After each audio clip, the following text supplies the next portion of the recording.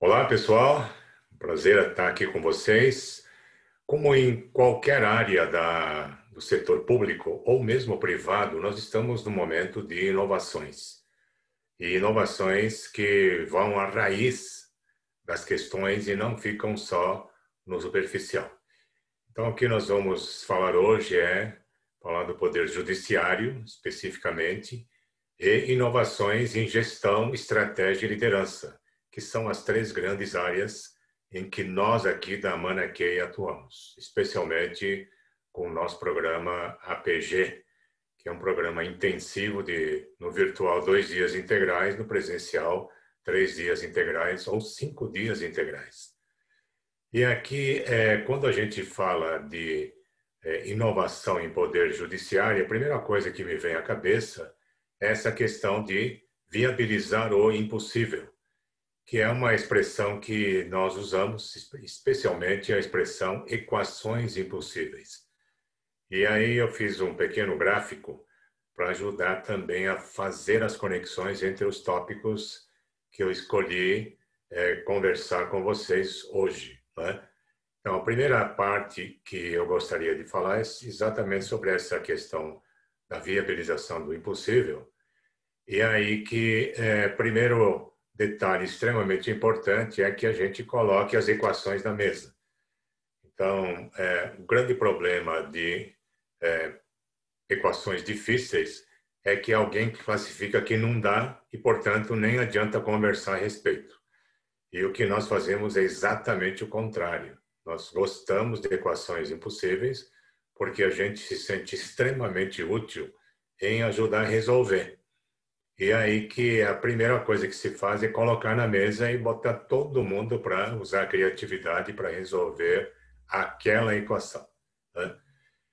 E a equação impossível, ela se contrapõe à melhoria incremental, que a gente melhora 5% aqui, 2% lá, quando na verdade os problemas estão se escalonando a taxas muito mais fortes do que isso. O que acontece? O crônico. Então, se vocês observarem qualquer área, né, da área pública, por exemplo, não só o Poder Judiciário, mas a gente vê o crônico instalado, entra uma gestão, sai, vem outra e tal, e o problema continua, que no mínimo é intrigante, se a gente for pensar bem. Por que entram pessoas novas, até com muito boa vontade, e não conseguem resolver? Porque permanecem, uma das causas é por permanecem da busca da melhoria incremental. Agora, quando nós colocamos a equação impossível na mesa, isso, para resolver essas equações, nós precisamos de inovações radicais, ou seja, de inovações que vão à raiz do problema, né? E que levam a verdadeiros saltos de patamar. Então, é assim que a gente consegue, na verdade, fazer com que essas inovações radicais aconteçam e o crônico desapareça. Mas, pessoal, eu vou só dar um exemplo bem simples de equação impossível para que vocês consigam entender bem o conceito. Por exemplo, na iniciativa privada, a equação impossível que lançou o Magazine Luiza, né, para o caminho que faz a organização de um magazine pequeno no interior de São Paulo para ser o maior do Brasil, começou com uma equação impossível que nós ajudamos a colocar na mesa. E qual foi essa equação? Como crescer sem dinheiro. Então, todo mundo fala, não dá, só com dinheiro, só com capital que a gente consegue e tal. E era uma organização pequena que não tinha capital. E eu disse, bom, vamos botar a equação impossível na mesa e vamos resolver. E foi assim que aconteceu o quê? Criou-se a primeira loja virtual, não tinha internet na época. Criamos as lojas eletrônicas, que não tinha produto e funcionava com vídeos. Então, o DNA do virtual está no Magazine Luiza praticamente há 40 anos e não é por acaso que chegou onde chegou. Mas a ousadia é colocar a equação que todo mundo diz que não dá para resolver, põe na mesa e é impressionante a criatividade que isso desperta, né? Então, se a gente for pensar um pouco nessa questão, a pergunta é: que mais nós podemos fazer em inovação em gestão, estratégia e liderança? E quando a gente fala em inovação em gestão, estratégia e liderança, outra inovação assim de grande impacto e a grande mudança de paradigma mesmo é a gente investir numa liderança mais biológica, em que a gente vê a organização como um organismo vivo e não uma máquina. Então, o gráfico que eu vou mostrar para vocês agora fala exatamente sobre isso. E então, quando a gente fala de liderança biológica, a primeira coisa que vem à mente é a questão da superação do mecânico hierárquico, de comando e controle, que pressupõe que a organização seja uma máquina. E essa é a grande mudança de cabeça, de cultura, de premissa no nosso modelo mental ou nas crenças que a gente carrega, seja como líder, seja como funcionário público, dentro das nossas cabeças, que faz com que o nosso comportamento seja de determinada forma. Então, por exemplo, se eu mudo o meu software de mecânico hierárquico de comando e controle, imaginando que a organização seja uma máquina, para uma premissa de que a organização é um organismo vivo, muda todo o nosso jeito de enxergar a organização e também de como atuar como líder. E aí uma das coisas mais importantes que está embutida nessa ideia da liderança biológica é que há líderes em todo lugar. No mecânico hierárquico, eu tenho gente só lá em cima, e o que acontece? Centralização, lentidão e burocracia. Agora, no momento em que a gente vai para a liderança biológica, a gente começa a perceber que as pessoas têm iniciativa, e se a gente descentraliza, as pessoas têm condições de levar avante uma série de coisas e, por causa da proximidade da ponta, até de uma forma melhor e mais eficaz do que a própria cúpula, que está na hierarquia. Então, líderes em todo lugar significa descentralização, iniciativa, autoengajamento. Então, o que é liderança em todo lugar? Significa que qualquer pessoa que esteja consciente dos objetivos e do propósito da organização pode olhar e tomar uma iniciativa que seja algo que vá fazer o sistema funcionar bem. A pessoa não precisa esperar alguém que venha de cima para dizer o que fazer. Então, essa é uma coisa importante para a gente estar refletindo o tempo todo. Então, pessoal, quando a gente faz essa premissa, muda a cultura de que em qualquer lugar da organização há pessoas de grande iniciativa,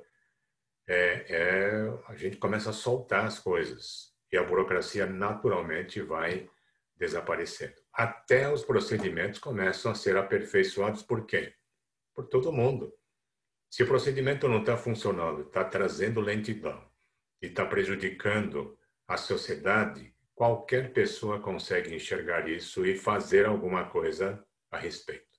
E aqui, para ilustrar essa ideia de uma pessoa comum que toma a iniciativa e desencadeia todo um processo de mudança grande na sociedade como um todo, eu queria mostrar para vocês uma cena de um mutirão que aconteceu num país da Europa Oriental, a Estônia, que estava com uma cultura meio diferente, estranha, de que era ok a população jogar lixo na floresta. Para vocês imaginem o estado das florestas na Estônia. E aí até que uma pessoa, um cidadão comum, não alguém numa posição de poder, por isso que eu digo liderança que está em todo lugar, ela toma a iniciativa e diz: nossa, mas isso aqui é uma vergonha, precisamos limpar esse negócio, vamos limpar o país. Daqui a pouco ele fala com um colega do lado, do outro lado, daqui a pouco são 20 pessoas que estão dizendo: sim, vamos limpar esse país. Daqui a pouco esse grupo sobe para 600 pessoas.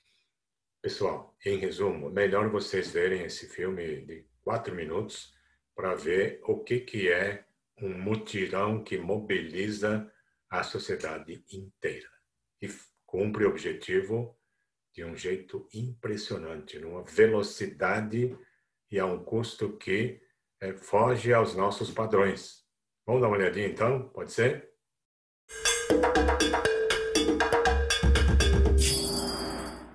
We live on a beautiful planet, but we are trashing it day by day. Waste is everywhere. Beaches, cities, forests, even in oceans. In Europe, there is a small country called Estonia. Over half of its territory is covered with pristine forests. However, the forests were decorated with household and construction waste. Many people believed it is acceptable to bring their garbage to the forest, and they had been doing that for years. But there was a group of people who believed that all this could be changed. Teeme ära sündis niimoodi, et kõigepealt tuli minul selline mõte, et mis oleks, kui koristaks Eestimaa täiesti puhtaks. Ja kui me Raineriga kokku saime ja rääkisime enda plaanidest, et mida võiks ära teha, siis Rainer ütles, et stopp. Et selle me teeme ära küll, aga me teeme selle ära 1 päeva jooksul. Jah, sellist asja polnud kunagi varem tehtud ja esiotsa ei olnud meil õrna aimugi, kuidas seda teha. Aga me olime kindlad, et seda on võimalik teha. The idea was named Let's Do It, and the plan was to clean up 10,000 tons of waste in just one day. To do that, it was necessary to engage at least 40,000 volunteers. But how to do it? The first step was to create a team with the best professionals in Estonia. A grassroots initiative was launched. In a few weeks, there was a team of 20 volunteers, which eventually grew to 620 people. Inimesed, keda me projekti kaasasime, olid oma ala tõelised professionaalid. Ja nad tegid seda sellepärast, et see oli neile oluline. The second step was to get the people, organizations, communities to gather enough support for the idea and find reliable partners. Initiators realized from the start that they needed the support of the entire society, so they went on to win the support of opinion leaders, NGOs, top IT specialists, the largest enterprises, politicians, the media, even the president, gathering eventually more than 500 official partners. Iga firma panustas siis vastavalt sellele, mis ressursid tal olid, et kes tuli meile appi oma töötajatega, kes andis meile oma töövahendeid, prügiautosid, kes andis meile oma reklaamipindu. Meile öeldi, et projekti lõpufaasis olime me nagu maffia. Keegi ei saanud meile ära öelda. The third step was to locate and estimate the type and amount of garbage, creating the virtual garbage map. See ei olnud raske kokku kombineerida Google Earthi ja mitmeid muid tarkvaralisi juppe, mis on kõik vabalt saadaval. Ja lõpptulemusena sündis siis väga lahe tarkvara, kus inimesed said oma mobiiltelefoniga metsas ringi kõndides vajutada nupule ja öelda, et siin kohas on nüüd prügihunnik ja kaadril läks automaatselt selle siis telefoni asukoht ja pilt, mida inimene samal ajal tegi, kõik toimus reaalajas. Väga lõbus oli kaardistamise nädalavahetusel istuda arvuti taga ja vaadata, kuidas need Eestit punktid muudkui tuli sinna kaardi peale. In total, 720 volunteers took part in the mapping process, and 10,656 trash points were located on the map. But the most important question remained: how to get 40,000 people to clean it all up. Meie esimene ülesanne oli tegelikult üldse inimestele nii-öelda silme ette tuua, et mis olukord valitseb ja siis ka see olukord nii-öelda ära kaardistada, et siis näidata, mis on need tõelised suurusjärgud. Seda ei olnud keegi varem teinud ega isegi mõelnud. Teiseks me korraldasime meediakampaania. Sellest sai suurim kampaania, mis Eestis alles tehtud on. Ja selle maksumuseks kujunes 0 krooni. Estonian well-known actors, musicians, and cultural leaders gave their voice and face to the campaign for free. All of a sudden, Let's Do It was everywhere. The action of 40,000 needed to be organized. We asked people to register as teams via the internet. Each team was responsible for cleaning up certain trash points. Kuskil 2 nädalat enne registreerimise lõppu oli meil umbes 10 000 inimest registreerinud ja siis me mõtlesime küll, et mis me nüüd teeme. On that day, the most impossible dreams came true. More than 50,000 people came out to participate, and the rest followed the process via all the media channels. That's 4% of a population of 1.3 million, which would equal 15.3 million in the United States or 57 million in India. There were also Americans, Russians, Germans, Swedish, Finns, Chinese, Lithuanians. The international media was following the most ambitious volunteer action in modern times. News of the event reached all around the globe. Under normal circumstances, it would have taken the government 3 years and 22.5 million euros for doing it. But it was done for €500,000 and in only one day. On the 3rd of May 2008, the whole territory of Estonia was cleaned of its garbage in 5 hours. We did it! ma loodan, et meie lugu teid inspireerib. Ja ma usun siiralt, et seda projekti saab teha ka teie kodumaal. See ei maksa palju ja see on kõigest üks päev. Let's do it!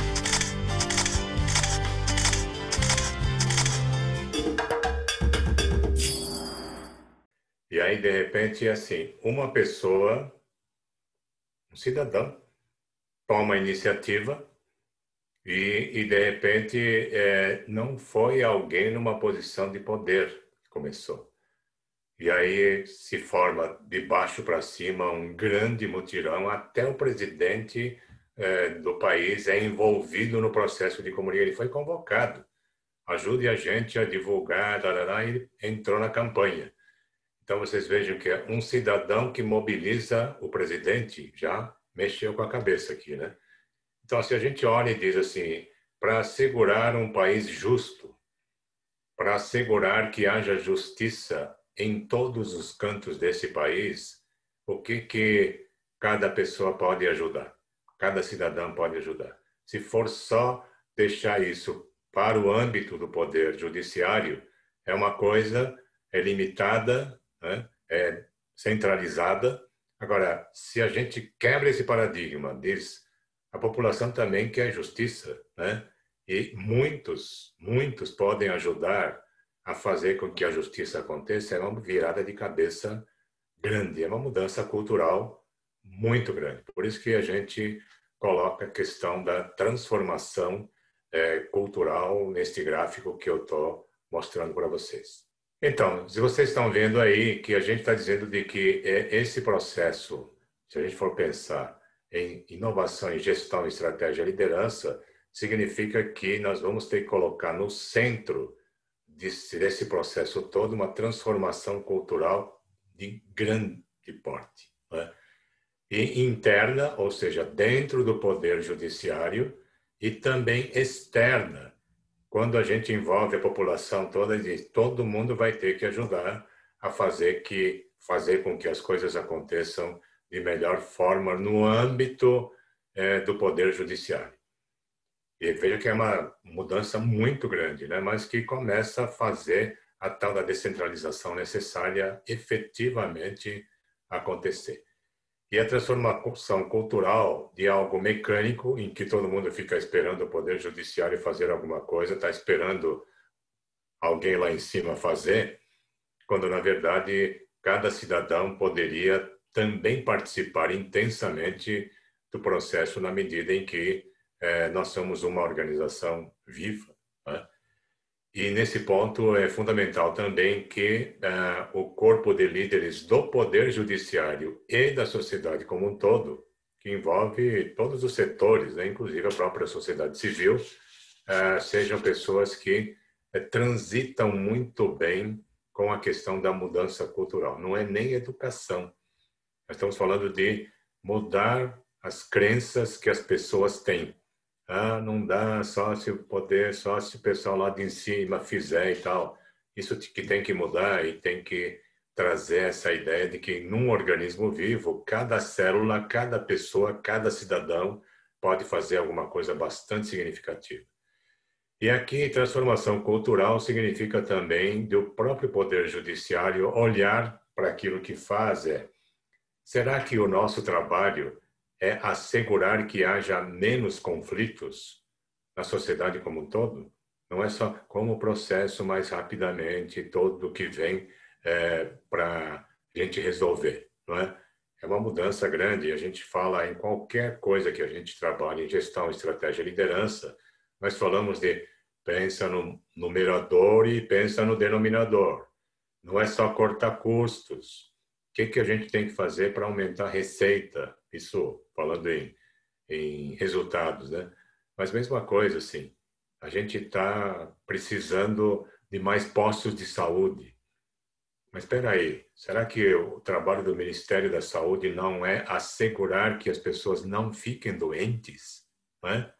E aí nós vamos precisar de muito menos postos de saúde. E a mesma coisa no Poder Judiciário. E se a gente tivesse uma cultura de paz, harmonia na sociedade, haveria menos conflitos e menos processos que chegam até o Poder Judiciário e fazendo a fila crescer interminavelmente, dando a sensação de que nós estamos enxugando gelo, né? Agora, veja que nem sempre as pessoas pensam em numerador e denominador, e no caso do Poder Judiciário, é ter menos menos conflitos na sociedade como um todo, né? Uma cultura de paz. Talvez esteja no âmbito do próprio Poder Judiciário a liderar uma campanha para resgatar uma cultura de paz e harmonia na sociedade como um todo. E, por outro lado, uma coisa que a gente está trazendo quando a gente fala de paz e harmonia, que a gente, inclusive, tenha muita gente, né, na população, muitos cidadãos que tenham um senso de julgamento evoluído, tenha a sabedoria evoluída, até para ajudar a resolver os conflitos que eventualmente são gerados na organização, sejam gerados na sociedade, nas comunidades, etc, etc.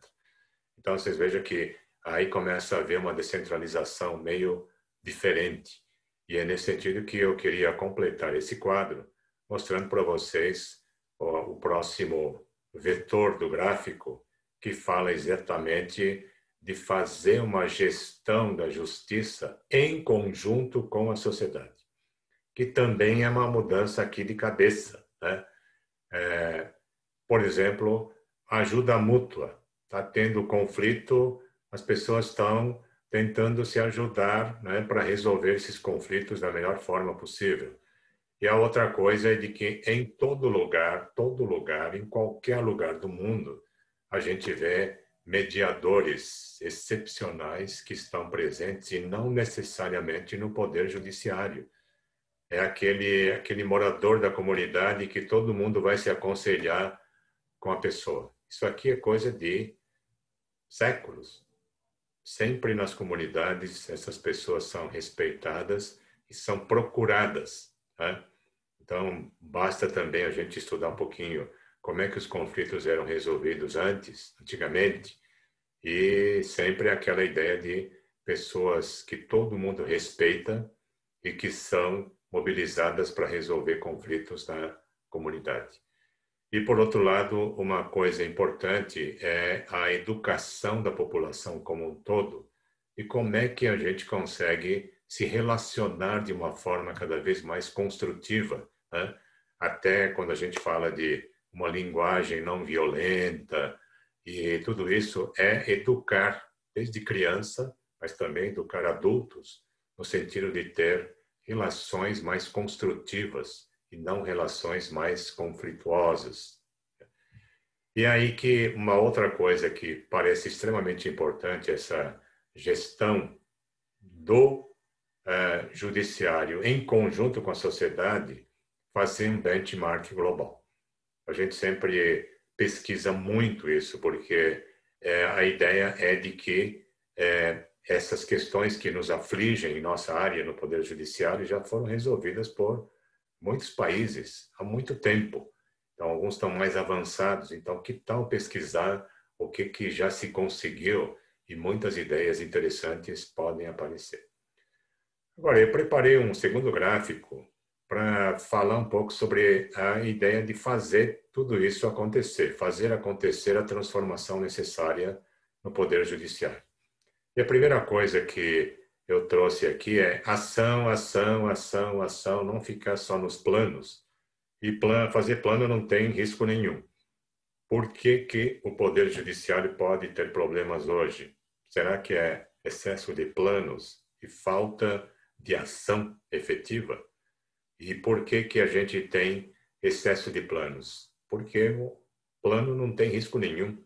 O risco surge na ação. Então, se há medos e há receio quanto aos riscos, a tendência é parálise. Agora, a ideia teve uma ideia boa, teve um insight, como do mutirão, né? O Thomas, que começou tudo, começa a agir, vai em frente, né? Envolva as pessoas, envolva os pares e vamos começar. E, de repente, a gente vai aperfeiçoando em pleno voo. E nesse processo que parece que, na medida em que a gente começa a fazer, os resultados começam a aparecer. Costumo dizer que nada mais convincente do que mostrar resultados. Então, a venda de ideias para cima, ela é muito eficaz quando não é só teoria. Eu já comecei a fazer com os pares, está dando certo, né? E aí que, ao mostrar resultados, nós somos muito mais convincentes e fazemos a coisa acontecer. E é fundamental que a gente colecione essas histórias de sucesso, coisas que deram certo, porque nada melhor também esses exemplos. E nesse sentido que o próprio Poder Judiciário pode coletar essas histórias que acontecem nos diferentes cantos do Brasil.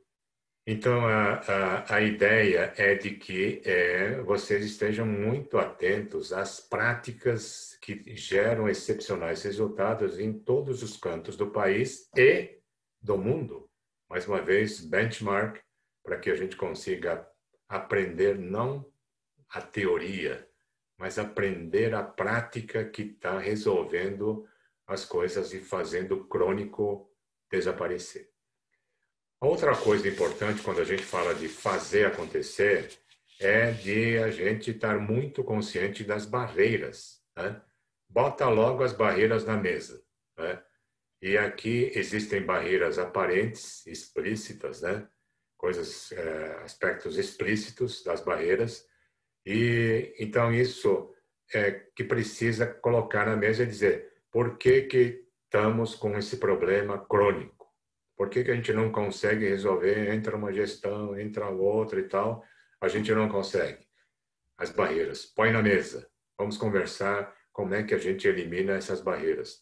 Mas algumas barreiras são mais fáceis de discutir, fáceis de trabalhar. O que é mais difícil? Aquelas barreiras ocultas que estão nos subterrâneos da organização. Conflito de interesses, falta de ética, luta por poder, tudo isso são coisas que são barreiras que seguram a evolução da organização e é difícil colocar na mesa. Mas o que nós estamos dizendo é, se nós queremos realmente fazer acontecer, nós temos que ter a coragem de botar tudo na mesa e começar a trabalhar, inclusive as barreiras ocultas que estão nos subterrâneos. E algumas delas são difíceis de serem resolvidas, daí o fato de a gente usar a expressão nós todos temos que ser triplamente estratégicos para superar essas barreiras. Ser estratégico só não acontece porque o conjunto de barreiras ele compõe algo duplamente estratégico. Nós apanhamos de 10-0, não acontece nada. Se nós formos duplamente estratégicos, empata o jogo, também não sai do lugar. Continua o crônico. Agora, nós vamos ter que ser triplamente estratégicos, ser muito imaginativos, muito criativos para superar essas barreiras que muitas gestões anteriores não conseguiram resolver.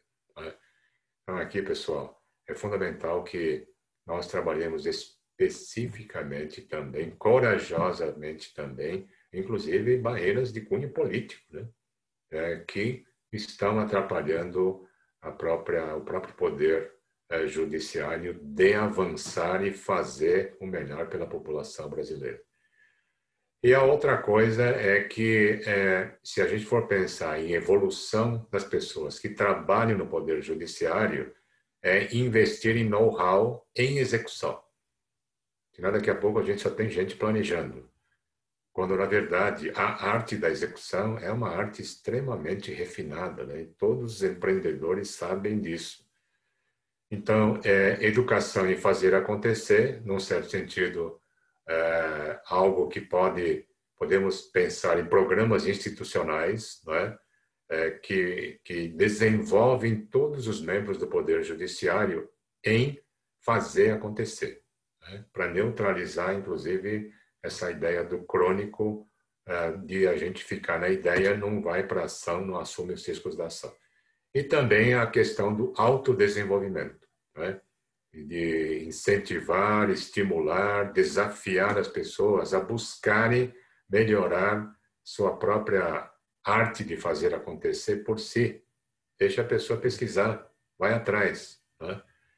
E aí, mais uma vez, o intercâmbio e o benchmark pode ser algo importante. Trocar ideias. Como é que a gente consegue melhorar a capacidade de fazer acontecer, de execução, de implementação, que é um problema em todo tipo de organização, seja na área privada ou pública, mesmo na sociedade civil. E, mais uma vez, benchmark. O que as organizações e países que conseguem resultados efetivos, não fica só falando, mas faz acontecer, o que eles fazem de diferente, inclusive em educação, né? E a outra coisa que no capítulo da execução é importante é a detecção de champions, pessoas que já têm esse talento de fazer acontecer. Toda organização tem, mesmo no Poder Judiciário, em todo lugar tem pessoas assim. Então, detectar esses champions e colocá-los na liderança de projetos relevantes para fazer a transformação necessária acontecer. E também a questão da multiplicação desses champions, a formação de multiplicadores para a gente ter uma massa crítica de pessoas voltadas à execução, né? E aí, de repente, as coisas já começam a acontecer num outro nível. Então, pessoal, essa ideia de know-how em execução é algo extremamente importante. Não é só conversar, discutir, ter planos, mas uma vez que as decisões sejam tomadas, é fundamental que essas decisões sejam efetivamente implantadas, né? E essa é uma competência que não é tão frequente a gente encontrar, seja na área privada ou pública.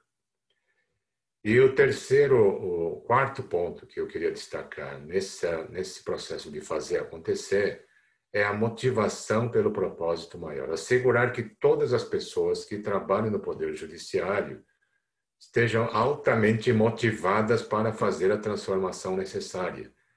E aqui o incentivo é pelo propósito. Para que a gente quer fazer essa transformação toda? Para trazer benefícios para a sociedade como um todo, nossos clientes finais. E se a gente olha o que está acontecendo com a fila de processos, né, e a demora, a burocracia, isso é um desserviço para a sociedade como um todo. Então, trabalhar nesse aspecto é que pode fazer a superação da inércia e da apatia que a gente vê em muitas organizações e pode estar muito presente no Poder Judiciário. Campanhas internas que vão fazendo com que as pessoas fiquem mais conscientes da importância do trabalho que realizam em prol do bem comum. E nesse sentido que a ética e valores devem receber imensa atenção, né, dentro da organização do ponto de vista de cultura e motivação, porque no momento em que as pessoas começam a ver coisas não éticas, né, acontecerem na própria organização, vocês imaginem o desânimo que isso dá. Outro fator que faz o crônico continuar. Então, pessoal, quando a gente olha o Poder Judiciário e vê a organização, né, como um organismo vivo, e a gente vai pelo biológico e pensa em que, na verdade, a sociedade inteira quer ajudar. E há muitas pessoas de muito bom senso, com excelente senso de julgamento, que estão em todo lugar. E essas pessoas podem ser mobilizadas? Podem. E devem ser mobilizadas. Então, mais uma vez, mediadores há em todo lugar. E se a gente faz uso dessas pessoas, né, para minimizar os casos que vão oficialmente pelos trâmites para o Poder Judiciário, vocês imaginem o que pode acontecer na dinâmica de volume, né, que a gente tem para resolver. E, por outro lado, eu queria finalizar dizendo, pessoal, vamos ter que sempre estar pensando em numerador e denominador, porque talvez, assim como o Ministério da Saúde, a ideia é não deixar as pessoas ficarem doentes de forma preventiva. Talvez a contribuição maior que o Poder Judiciário possa fazer para a sociedade e para si, né, para que possa se dedicar a processos mais complexos, tão somente, é restaurar a cultura de paz e harmonia dentro da sociedade brasileira. Então, espero que essas ideias contribuem para uma inovação contínua dentro do Poder Judiciário. O país está precisando. Obrigado.